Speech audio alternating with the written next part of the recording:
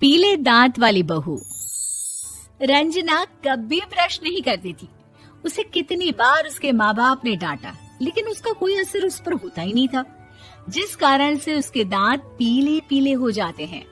शादी के बाद अरे बहू, वैसे तो तुझ में कोई कमी नहीं है, पर तेरे दांत इतने पीले कैसे हैं बेटा? कैसे मतलब? कोई सर्जरी थोड़ी ना कराइए। वो तो क्या नाम, मैं ब्रश नहीं करती थी तो पीले हो गए। अब क्या करूं? आप कहें तो लाल करवा लूं या फिर काले? यार ये क्या है, क्यों माँ से लड़ रही हो? लड़ रही हूँ? अरे मैं लड़ रही हूँ या ये बोल रही है कि दांत पीले हैं, पीले। अरे तपस्या थोड़ी ना की है इन्हें पीले करने के लिए। बकायदा ब्रश नहीं किया है 20 साल तक, तब जाकर। छी, कैसी बात कर रही हो? ये उस वक्त तो पीले नहीं थे जब हम लोग तुम्हें देखने आए थे। अरे तब साफ करवा लिया होगा डेंटिस्ट के पास जाकर। अब देखो कैसे पीले पीले लग रहे हैं। रंजना सास की तरफ गुस्से से देखती है। फिर शुरू हो गई पीले पीले पीले। अरे पीले तो तब भी थे जब मेरे हाथ का रसगुल्ला उड़ा उड़ा कर खा रही थी और बोल रही थी, लड़की नहीं गुणों का खजाना दे रहे भाई साहब आप।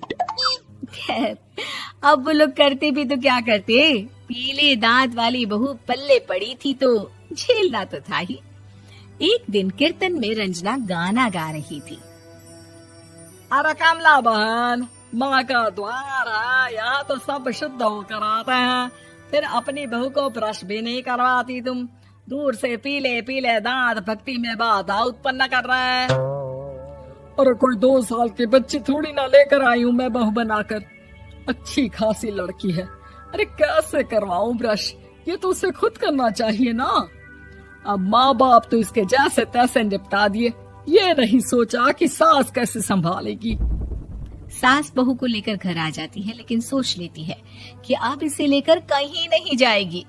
अगले रोज बहू कहती है, अरे क्या हो गया, मंदिर नहीं जाना क्या? कीर्तन का वक्त हो रहा है। मेरी मधुर वाणी से कान्हा जी जागते हैं और सोते हैं। आप तो जानती है ना उनकी भक्ति में कितना मन लगता है मेरा। वो क्या है ना, तबीयत ठीक नहीं लग रही है मेरी, आराम करूंगी मैं। तबीयत ठीक नहीं लग रही? अभी तो मिथुन के गाने पर नाच रही थी आप, और अब बोल रही है कि तबीयत ठीक नहीं लग रही। अरे भक्ति में मन लगा लो सासू माँ, ऊपर जाना है, क्या मुंह दिखाओगी आप? हाँ? सास को बहू की बात पर गुस्सा आ जाता है। मैं क्या मुंह दिखाऊंगी, इसकी चिंता तो ना कर, समझी? अपने मुंह की चिंता कर, जो ये पीले पीले दांत लेकर हर जगह पहुंच जाती है। पता है लोग कितना मजाक बनाते हैं। ना जी ना, मैं नहीं जाना कहीं तेरे साथ। तो ये बात है, कोई ना, मत जाओ, मैं अपने कमरे में ही बैठकर भक्ति कर लूंगी। ऊपर वाला दांत थोड़ी ना देखता है, मन देखता है, भावना देखता है। और अरे बस बस, तू सब कुछ दिखा, बस ये सफेद चमकदार दांत ना दिखाना किसी को, है? जा यहाँ से। बहू को सास की बात का कोई फर्क नहीं पड़ता, वो तो जैसी थी वैसी ही रह जाती है। सुबह नहाकर किचन में खाना बनाना, फिर खाना खाना, कीर्तन भजन करना और सो जाना। एक दिन, माँ जी मैं सहेली के घर जा रही हूँ, शाम को लेट आऊंगी। हाँ हाँ तो जाना, मैंने कौन सा तेरी आरती करनी है घर पर बैठकर। रंजना सहेली के घर जाती है, जहाँ वो पार्टी में जाने की तैयारी कर रही होती है। अरे शिखा, कहाँ जाने की तैयारी कर रही है? मैं गलत वक्त पर आ गई क्या?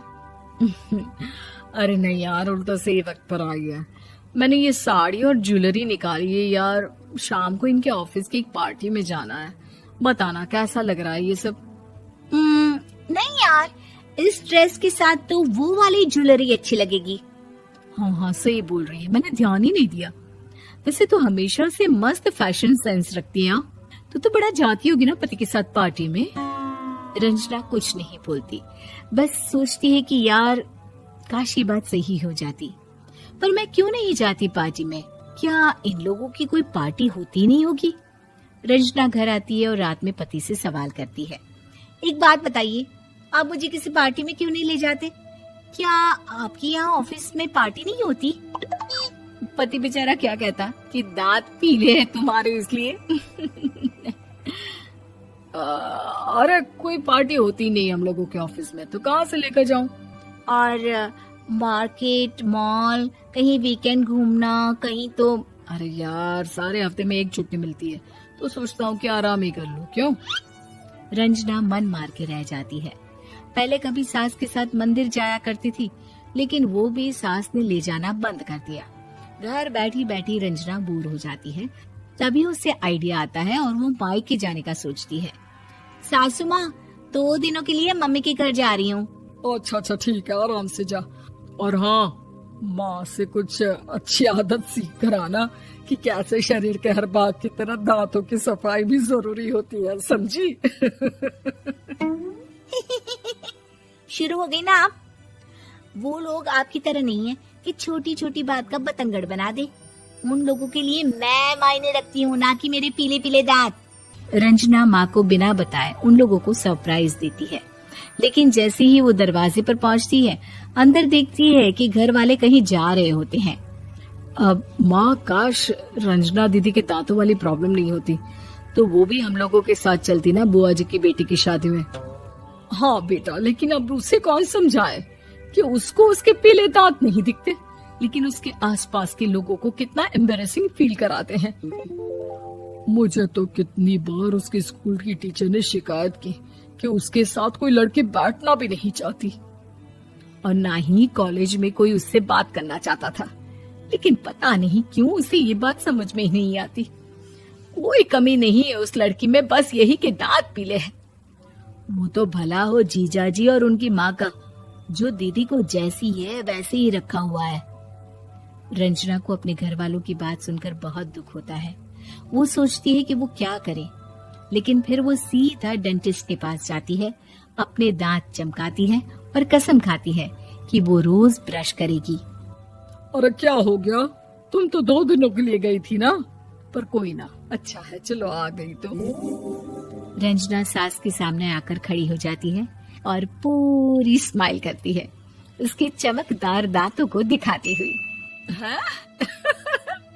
चले मंदिर। माँ, मुझे माफ कर दीजिए, मैंने आप लोगों को बहुत एम्बैरेसिंग फील करवाया। मैं आज से रोज ब्रश करूंगी।